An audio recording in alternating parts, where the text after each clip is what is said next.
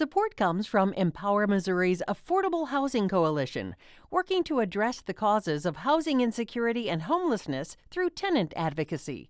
Information at empowermissouri.org/housing. From St. Louis Public Radio. This is Politically Speaking. Juliana Stratton has had a meteoric rise throughout Illinois politics. And now the state's lieutenant governor is hoping to succeed longtime Democratic U.S. Senator Dick Durbin in one of the most competitive primaries in the nation. Stratton joins us next on Politically Speaking to talk about the big issues and why she's different than the two other major candidates in the race. Let's hit the music. This is the Politically Speaking podcast, an in-depth examination of Missouri and Illinois politics. The instant we got to Illinois, we joined the Green Party. This was 2000. So I've tried to push for those that I think are honest and really care about the future of the city. You know, this wasn't a path that I thought I would choose in 2012 when I was able to win the closest Republican victory in the nation. If it's something that will help Southern Illinois, I'll work with him on it. If there's something he's doing wrong, then you got to fight him on it. I believe very strongly in the Second Amendment. I believe less government is better, and I believe local control is better. I choose to fight for working families and for union members.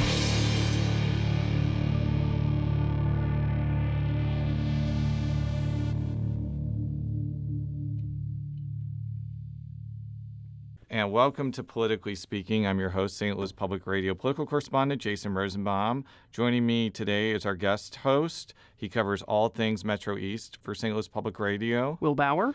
And the lieutenant governor of the great state of Illinois. I think you're not originally from Illinois. I'm not. So we actually outnumber you today. Our guest today is Lieutenant Governor Juliana Stratton. Thank you for joining us today. You're one of three major candidates in the Democratic primary who is running to succeed Dick Durbin. Before we ask you about your campaign and some of the issues, just tell us a little bit about yourself. You haven't been in Illinois politics for an eternity, since 2016, I think. Yes. But you've had a pretty quick rise throughout this I was going to say crazy political system, but it's not as crazy as Missouri, in my opinion. But continue. Well, this story really did start for me 10 years ago. I was, I'm a mom. I was working full time, but I was also caring for my mother. I always say it's a story that many people can relate to, that many call the sandwich generation, but I've picked up the term the panini generation because sandwiches sound kind of gentle and nice, but paninis you squeeze together and you add heat.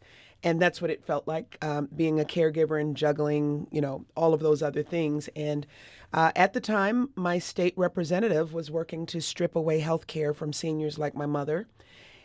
He was a 13-year incumbent, and I got angry at that, and I stepped up to run against him, and I won. And I lost my mother the day before I launched that campaign, but it was a reminder that government can and should be a force for good. I ran for state representative, won, served in the Illinois House. 6 months later is when then just J.B. Pritzker asked me to be his running mate, and the rest is history. We've served together now for 7 years, and here we are 10 years later, and I once again see a real need, and I'm stepping up to meet that need, running for the United States Senate. You're a Chicago resident, but I believe you live on the South Side, correct? Born and raised on the South Side, still live on the South Side. Okay, and the reason I ask, Chicago Cubs or White Sox? I support Sox, Cubs, and Cardinals, I should say, but I am a true White Sox fan, to be honest. Okay. Well, it's better than the Cubs for our listeners. 2005. Yeah. Just for the record, the 2005 team is the most dominant World Series champion of any baseball team in the history of the world. That's right. And my wife is from the Southwest Side and is for some reason a Cubs fan. It's criminal. That 2016 team was pathetic by comparison. But let's continue. Well, I live not too far from the stadium, and I just will say, just for the sake of listeners, I am in a house that's sometimes divided, and I'll leave it at that. Okay. Contentious. Just like this primary, maybe. Yeah, why did you decide to run for U.S. Senate? When I saw that you decided to do that, my first impulse was you're giving up a likely chance to be the first black female governor of Illinois to do this. Why did you decide to do this? Because look at what's happening out in Washington right now. It was an urgent moment. I felt that 10 years ago, like I just told the story about caring for my mother and saying, no, I'm not going to sit on the sidelines. I don't shy away from a fight. And everything is at stake right now. You know, it's not just healthcare any longer, although that is at stake. Our rights, our democracy, our communities. Look at what's happening in so many of our communities.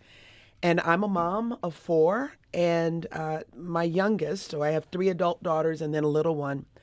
And she woke up the day after the election last year, and she was in tears when she heard the outcome. So I'm fighting for her. I'm fighting for all of our children, everyone who deserves a better world. And I know that I can bring the kind of leadership that's needed to meet this moment. Emerson College polling released at the start of January has you in second place. Krishnamurthy leads the pack at 31%. Robin Kelly sits at 8%, but 46% are still undecided. So I'm wondering, how do you at this point stand out in a crowded pack?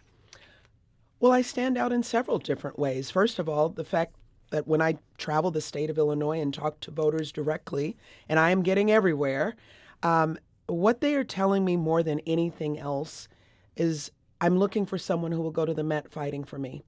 That they have a real clear sense that Washington has become sort of this culture of go along to get along. They don't see the kind of energy that's needed to meet this moment, that they want fighters and not folders. And, it's a real distinction. I don't, as the only person in this race that has represented the entire state of Illinois for the last 7 years, I don't come to this race to just talk about what should happen, although I have lots of big ideas and bold ideas. I talk about what we've done. I mean, Governor Pritzker and I have really turned things around for the state of Illinois from where we were before with a governor that really was driving us to a state of bankruptcy. And I'm proud of that. I'm proud of how we've protected workers' rights, how we've protected reproductive freedom, how we've created thousands of jobs and passed 7 consecutive balanced budgets, how we have created an economy that works for working people.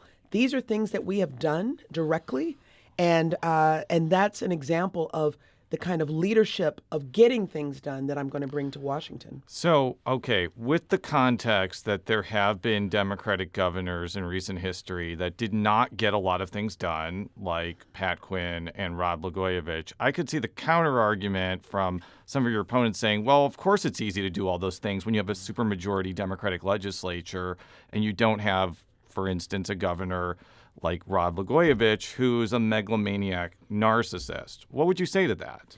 Well, I talk about my record, first of all, as a legislator. Before I was lieutenant governor, I was a state representative. So I've served in the legislature. While I was a state legislator and a state representative, I got 10 bills that I was the chief sponsor of, passed and signed into law. All 10 of those bills were passed on a bipartisan basis. Many of them passed unanimously. And it's because I understood the real need to build relationships and educate about the bills and gain support. So I know how to do that. And those bills were signed into law, by the way, by a Republican governor, I just want to emphasize. Yes. So my background, I am an attorney, but for 20 years of my career, I had an alternative dispute resolution practice, so I did mediation. My job was to bring people from differing perspectives and on the other side, like sitting on the opposite side of each other, to the table, try to understand what's important to them, and come up with a win-win solution. So that is a skill that has served me well, and it's certainly one that I will take to Washington. And it seems to me that you've been trying to maybe carve a lane out for yourself in this primary from the left, and we can talk more about the policy later. I'm thinking no corporate PAC donations, $25 minimum wage, for example. But I'm curious, how would you define yourself and your politics? Well, my campaign is really focused on giving the people what they want. That's what I talk about. And I don't use it as sort of because there's a label. The way that I came to that was because I am talking to people and I'm listening to the people of Illinois. And what the people of Illinois are telling me is, I want higher wages. Everything is too expensive right now. And we have a president who said that he was going to come in and on day one he was going to lower inflation. He was going to lower the price of groceries and cost of everything was going to go down. He has not only not done that, he lied about that, but he's made things worse. And everybody is feeling it right now. I mean, we are seeing it in our own family, how different decisions have to be made because of how everything is so expensive. I hear people tell me, I want access to health care. No matter where I live, I want to be able to get to a doctor when I need one, which is why I support Medicare for all. And no corporate PAC money is as simple as this. People see Washington as being this place where the red carpet is rolled out for corporate special interests while everyday people get left behind. People don't want that. So it's not about a label or, where do I see myself on any particular spectrum. What I see this as is who's going to fight for the people. And I'm glad that I can look at people, look them in the eye and say, it will be me. Now, of course, many of your opponents have said the PAC that supported you has dark money, right, from undisclosed sources. And your boss, J.B. Pritzker, made his money from the Hyatt hotel chain, and he's donated to that PAC $5 million in December. And I imagine there's some in the Democratic primary voter bloc that may appreciate you not taking corporate PAC money, but on the other hand, you're supported by a billionaire who made money via a corporation. So how, if at all, do you reconcile those two things? Well, first, let me point out that any opponent who calls it dark money when it's actually been reported, the sources that have donated to that PAC, which I can't coordinate with, so I don't have anything to do with that PAC, but it's not dark money because it's all been reported. So it's not true when my opponents have said that. So I just want to point that out. Look, I'm not accepting any corporate PAC money in this race. I've been endorsed by End Citizens United because of my stance on not accepting corporate PAC money and the work that I am going to continue to do to, bring about real campaign finance reform. I don't think that money should be the central way that we see elections decided. And yet I have an opponent who has spent the last 10 years raising money, doing nothing but raising money, not really getting anything done for the people, but raising money so that he could run for this seat. You're talking about Congressman Krishnamurthy. Yeah, and one of the criticisms, I don't know if it was you or maybe some of his other opponents, but he took like $90,000 from, I guess, contractors that have been aligned with Donald Trump or something like that.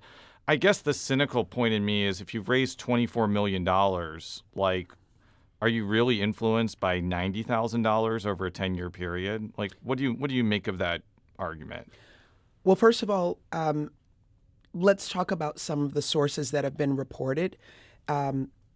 MAGA contractors, ICE contractors, MAGA advisors have donated to him, including some of the architects of Project 2025.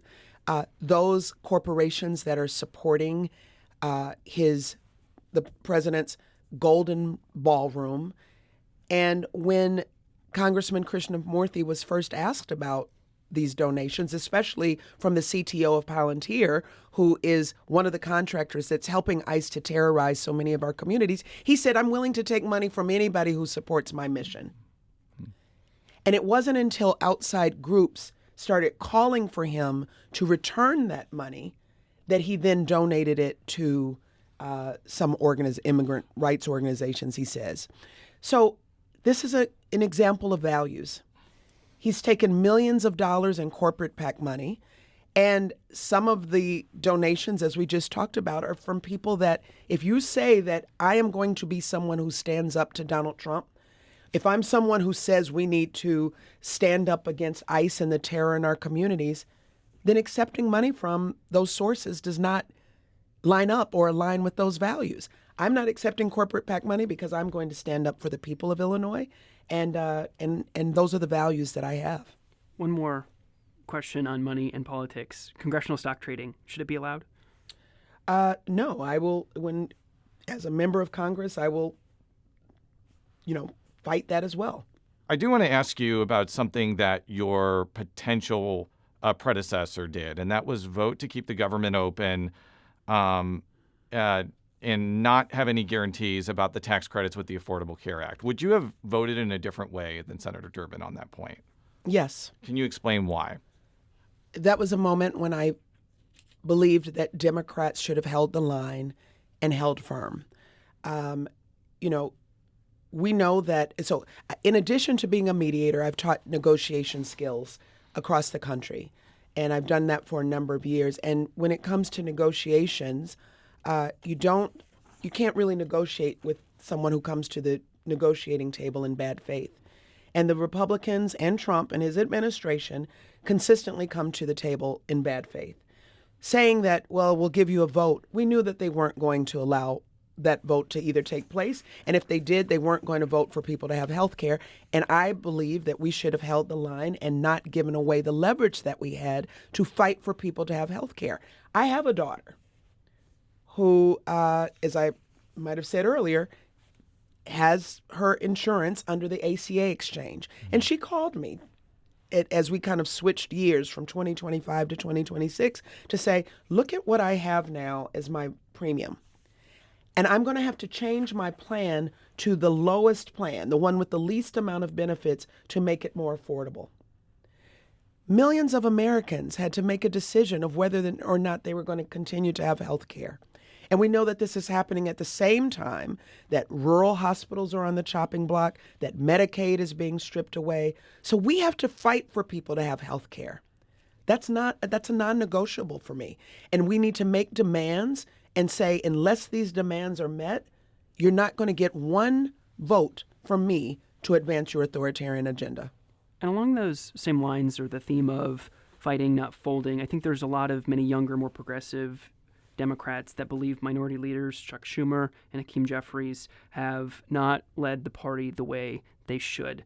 So if you're elected to the Senate, would you back Chuck Schumer as the Senate minority leader? I would not. Who would be the person that you would like to see take that role over? I mean, I think, first of all, this is a time that we need, as I've said before, real leadership, courageous leadership. And we're not seeing that energy met, to me, in leadership in the Senate. I should also note that I'm the only candidate, leading candidate in this race that has made that commitment. My opponents have not done so. And I don't think that that's what Illinois voters are looking for people to, again, just keep the status quo going. I don't know who might throw their hat in the ring. I will listen to all of them, but I can absolutely tell you that it should not be Chuck Schumer. We need to take a quick break, but when we come back, we'll return to our conversation with Lieutenant Governor Juliana Stratton. If you have a smart speaker, you have access to the entire world of NPR and St. Louis Public Radio. All the latest news and all the captivating stories. Activate our voices with yours by telling your smart speaker to play St. Louis Public Radio. And we're back on Politically Speaking with Illinois Lieutenant Governor Juliana Stratton. She is one of three major Democratic candidates running to succeed U.S. Senator Dick Durbin. We have a lot of issues we want to talk about, and I'm going to give you first pick of what you want to ask the potential future senator. Well, I think affordability and the economy seem to be, if not the most pressing issue, one of the most pressing issues of the midterms, and maybe the most eye-popping of your proposals. You were talking about it a little bit earlier, $25 minimum wage. Now, we did speak with Robin Kelly a little earlier, actually last week, and she was saying, I don't find it to be realistic. I don't think we can get Congress on board for $25 at the minimum wage at the federal level. What would your response be? My response is that we have to give people not just a minimum wage. We need to give people a livable wage. And that's what I will be fighting for. $25 an hour is a livable wage. $17 an hour is not. And I don't think people are looking for people to say, well, this is not realistic. I'm not sure if we can get that done. That's not the fight people are looking for right now. People want bold ideas. People are struggling right now in the grocery store. They are struggling to put food on the table. And let's remember, it is $7.25 at the federal level. That's the minimum wage right now. Hasn't changed since 2009. Hasn't changed since 2009. And we raised the minimum wage to $15 an hour here in Illinois, which I'm very proud of. And it took some time to get there. But guess what? $15 an hour is $31,200 a year. Cut that in half. at $7.25 or so. And you're talking about people who are working 2 and 3 jobs just to make ends meet. Why are we still operating there when we have the ultra rich getting wealthier and wealthier under this administration? So this is a time that we have to be realistic about where people are and what they need to take care of themselves and their families, maybe have a little extra money in their pockets, maybe be able to save a little and spend a little more in our local economy at our small businesses. $17 an hour, great. That should happen tomorrow, not something that can take, some years to get there. We need to start thinking big and get people to a place where they have what they need. You've also proposed Medicare for All. Why is that necessary, and how would you propose the federal government pay for such a venture? Well, I'd support the bill that's already been filed, Medicare for All. I talked about how my entree into this sort of elected office was really from caring for my mother and what happens when government says, hey, we're going to take away health care from you. It's not right in this country that we have people making choices. It's not right that people making choices between paying their bills and getting health care. Or people sitting, they broke their ankle and they're sitting in a hallway of a hospital for hours because there aren't enough professionals or they just don't have the right access to health care that they need to be seen and be prioritized. That's not a system that works for people. In fact, I always say it's not a health care system, it's a sick care system. And we need to make sure people have the care that they need. This is an issue of health equity. When I think about rural communities that, as I mentioned, 9 hospitals on the chopping block potentially, people driving hours. I led in the birth equity initiative here in Illinois to address the maternal mortality crisis, and there's just not enough. So we need to do more to get people the care they need. Everyone should have access. Health care is a right, not a privilege. And it shouldn't depend on the job you have or the zip code that you live in to be the determining factor of whether you can see a doctor when you need one. And then just procedurally speaking, I'm imagining a challenge to maybe either the $25 minimum wage or Medicare for All will be the Senate filibuster. What do you think about the Senate filibuster? Is it time for it to go, or do you think it's got a good place in crafting legislation? Well, the filibuster has been a part of blocking a lot of progressive, legislation that can really help people, whether it's voting rights or reproductive freedom or, common sense gun legislation. So I think we need to abolish the filibuster or at least seriously reform the filibuster. All of those things I mentioned, whether it's protecting voting rights or reproductive freedom or common sense gun legislation, we've done that here in Illinois. We've been able to get that done, but that's been blocked at the federal level because of the filibuster. And when Senate, the Democrats take back the Senate, I want to see us abolish the filibuster and at least seriously reform it so that we can get some of those big things done. I wanted to ask about housing, which has been another proposal that you've talked about, housing reforms and whatnot. And I wanted to ask about a executive order that Trump signed that bans Wall Street investors from buying single-family homes. I'm just curious, is that something that you can actually get on board with? Well, here's what we know, that there's not enough housing, not enough affordable housing. We need to build more. And one of the reasons why there's not enough affordable housing is because we do have too many corporations that are buying up housing stock. And then everyday Illinoisans, middle-class families can't compete with Wall Street. I can even tell you my own personal story. Having 4 daughters gives me a lot of things that I'm thinking about as a leader about why we need to make changes. But I have one daughter, a couple of daughters actually, who are wondering, am I ever going to be able to afford to buy a home? And I'm 27. I think about that too. That's right. And we're seeing the age of the first home, buying a first home, has gone up to about 40 years old. It's because it's too expensive. So we have to hold those bad actors accountable that are buying up housing stock and, jacking up the prices, whether it's of rent or to be able to buy a home, jacking up those prices. We've got to be able to hold them accountable. We need to make sure that housing can be built. There's a lot of red tape in Washington right now that is preventing housing from being built, and we need to do something to kind of reduce that and make that process more streamlined. We need to address redlining, Because when we think of some of the, this is an administration that doesn't follow fair housing guidance and rules and regulations. And so the redlining, that's been a real legacy of looking at communities, just like what I've seen here in the Metro East or in the South Side of Chicago or West Side of Chicago, where we know that Black communities could not buy in certain places. There's a legacy to that. And we need to do more to address that. And I will be a voice to address those issues. So yes, there's a lot more we need to do. Here in Illinois, we reinstituted the Smart Buy program. I think that's the name of it. And it allows first-time home buyers to get some credits for and some student loan forgiveness so that so housing can be more affordable, because all of that ties in together. If you have high student loan debt and then you want to buy a house, it makes it almost impossible. We're helping people erase some of that debt so they can buy a house. And I see that at the federal level as being a model. All right, let's talk about immigration. You have vowed that you would vote to abolish the Immigration and Customs Enforcement Agency known as ICE. Let's just say you get your wish.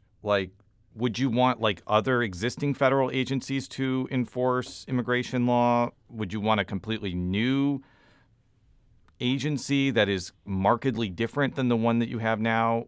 Specifically, what would come after abolishing ICE? Well, what I don't want is a paramilitary force invading and occupying our American cities. And that's what this is. And when I say abolish ICE, under that umbrella is CBP as well. Mm-hmm. The Border Patrol. Exactly. Who, by the way, are not on the border providing safer and more secure borders. They're in our American cities, primarily our Democratic-led cities. Mm-hmm. And this is terrorizing our communities, instilling fear. We've seen a VA nurse shot and killed in Minneapolis. We've seen a mom shot in the face. This is what cannot stand. And I want to abolish ICE because I don't see that as having the ability to be reformed. I don't. So we need to do something different. Now, we will look at other agencies, but I want everybody to remember we didn't have ICE as its current form before 2003. Mm-hmm. So we've done something different. It doesn't mean I don't want secure borders. Of course I do. But that's not what this is. Yeah, I think that one of the things that hasn't been talked about a lot, especially in this current environment, is there are other alternatives to doing what is going on in Minneapolis and what went on in Chicago. Let's just say you hire lots of immigration judges and allow for asylum cases to be adjudicated more. Maybe you force businesses to do E-Verify, and that reduces the economic incentive to exploit undocumented workers. What do you think about both of those ideas? Because that, I think, this is just my observation, those would probably be a much more effective way to disincentivize undocumented people to come to the United States than what's happening now. I'd be interested to hear what your opinion is on both of those things. More immigration judges and stricter scrutiny of businesses employing undocumented workers. Well, first of all, let me say one of the things that I talk about is how, in this conversation about immigration reform or comprehensive immigration reform, one of the things that I do talk about is needing to have greater investments in that system so that it can work. And remember, we had a real path to concrete immigration reform. Donald Trump came in and made calls to Republicans and blocked it. So there was an opportunity to really look at a solution. This president does not want a solution. What this president wants is chaos.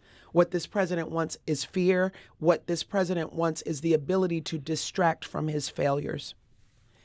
And I've said it before and I'll say it again. He's a wannabe dictator who does not want to see fair and free elections. And all of this chaos and these threats are all examples of that. So, we need to have a real pathway. We have hardworking people who have come to this country, who work and contribute to our communities, who are paying taxes and doing so much more, and there needs to be a pathway to citizenship. There needs to be a pathway for DACA recipients and dreamers. There needs to be a process. Donald Trump blocked bipartisan legislation to get us there, and now is using fear and cruelty to terrorize our community. So this isn't it. This isn't it. So we only have a couple minutes left. I think that Will wants to do a lightning round of Metro East related issues before we let you go back into the Metro East, which is a great part of Illinois. I wanted to ask about the Radiation Exposure Compensation Act. I don't know if you're too familiar with it, but it was passed as part of the One Big Beautiful Bill, and it added 21 Missouri zip codes that gives community members who are sick due to radiation an opportunity to get paid for their ailments. Congresswoman Budzinski had wanted one zip code here on the Illinois side of the river, touches Venice and Madison, Granite City, to be included. It didn't. I'm curious, if you're elected to the Senate, would you push for that zip code's inclusion? Yes. Why so?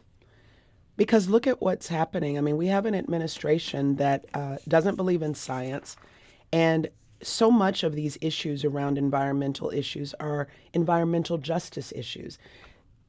You know, communities that have for far too often are harmed by practices, but then don't get any redress. And we have to do more to make sure that communities that have been harmed can get what they need to move forward. And I don't see that happening. I don't see that leadership coming out of Washington right now. And I would love to fight for that for the people who are impacted. Along the same lines of environmental issues, I imagine you're probably familiar with Cokia Heights and all the sewer problems and flooding they've had. And I know the state has, through the Environmental Protection Agency, Illinois Environmental Protection Agency, has gotten grant programs to help fund some of the many needed repairs. But if you talk to the residents, they maybe see the headlines, or they understand that there is dirt moving, but the problem still persists. So I'm wondering, as a senator, what would you do to fix this longstanding program? Well, I don't know if I have the specific steps, but what I can say is I've been to Cahokia Heights many times. I've talked with leadership there, the mayor and others, and I know the issue, and I know what we've done to try to bring some solutions to a longstanding problem from the state level. As the next United States Senator, that will be something that's a priority. And I think what's most important is making sure that the voices of the people, that I take those voices with me to Washington. People often feel like when there's been long-term disinvestment or maybe an issue has not been addressed, of course, it cannot get resolved soon enough. It's been too long. And so this is something that I hope to bring some real leadership to, again, through an environmental justice lens. They should not have to deal with those issues. They should have working, sewers. They should have working utilities, and they should be able to live and where their housing has, their values aren't impacted by this, the assessment of their homes. This is something that, again, is something that I would prioritize. Last Metro East specific question I wanted to ask you about, which is the steel mill in Granite City, which they recently got some pretty good short-term news, which is they're starting one of the 2 blast furnaces back on. But I wanted to ask about the role that the Trump administration has played in U.S. Steel now with the new Japanese owner, and that is what's called the golden share, which gives the Trump administration, or the federal government rather, a seat on the board and also veto authority. And we've seen kind of similar deals with the chipmaker NVIDIA, a profit-sharing deal where the federal government has maybe inserted themselves in private business where they hadn't. So I'm just curious, more broadly speaking, how do you feel about maybe those types of deals, the federal government and private business going in business together, if you will? So there's a distinction between public-private partnerships, which is where the private sector and the public sector work together to solve challenges. I'm all for that, but that's not what this is. We are seeing this president who is motivated by, A, stroking his own ego, secondly, making himself and his wealthy friends wealthier. And we've seen how much, even since he's taken office, how much more he's brought, I don't know, $1.4 billion or more dollars that he has enriched himself. So that is not an example of what I think is a public-private partnership of solving problems and challenges together. And I think we need to be very clear on our motives as government, which is to do what's best for the people and not for ourselves as elected leaders. Well, thank you so much, Madam Lieutenant Governor, for joining us today. Politically Speaking is a product of St. Louis Public Radio, which is part of the University of Missouri St. Louis. And how could people find out more about your campaign on the internet where you want to be found? Well, thank you so much for having me, and I enjoyed having this conversation. Please, everyone, go to julianastratton.com to learn more about my policy positions and more about my campaign. And don't forget that Election Day is March 17th, and early voting starts in St. Clair County on February 5th. Thank you very much, and until next time, so long. Politically Speaking is produced by Sarah Kellogg, Rachel Lippman, and me, Jason Rosenbaum. The show is edited by Fred Ehrlich. Read all of our coverage at STLPR.org. And if you haven't already, make sure to subscribe to Politically Speaking by searching the term Politically Speaking on Apple Podcasts. From St. Louis Public Radio. This is Politically Speaking. The